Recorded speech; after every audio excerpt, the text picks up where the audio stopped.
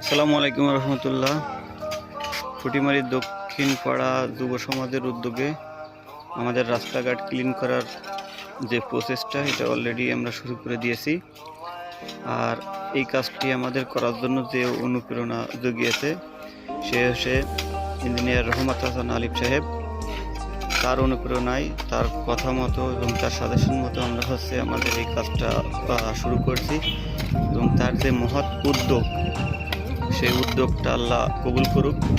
আমরা এই যে রাস্তাঘাট দেখতে পাচ্ছেন, এই যে রাস্তাঘাট ক্লিন করার একটা প্রসেস ছিল, ওই প্রোগ্রামটা আমরা সফলভাবে করতে পেরেছি ইনশাল্লাহ।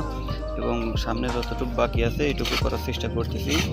অলরেডি এটা কিন্তু এই যে কাজ শুরু করে দিয়েছে বিভিন্ন যুব সমাজের উদ্যোগে, আমাদের প্রথমে দক্ষিণ পাড়ার উদ্যোগে।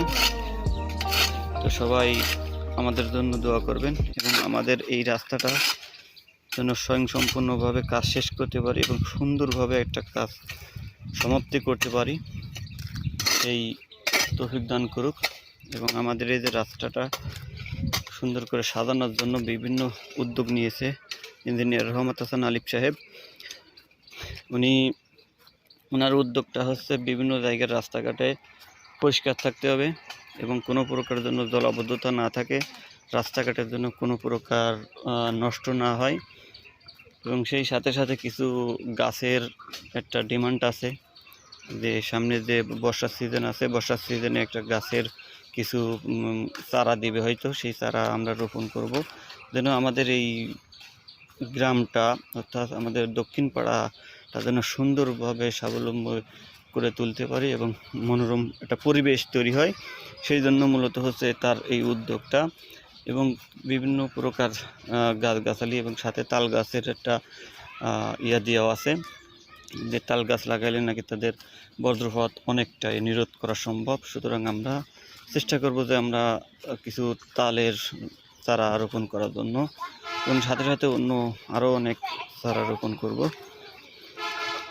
তো আল্লাহ অন্তত আমার চাচা ইঞ্জিনিয়ার রহমত হাসান আলিফের এই মহৎ উদ্যোগ যেন সফলভাবে কবুল হয়, সেই দোয়ার দরখাস্ত রইল সকলের কাছে। সবাই তার জন্য দোয়া করবেন। এবং পুঠিমারির যে দক্ষিণ পাড়ার যে যুব সমাজটা আছে, এই যুব সমাজের উদ্যোগে যেন আরও ভালো কিছু হয়, আপনারা সেই জন্য সকলের জন্য দোয়া করবেন।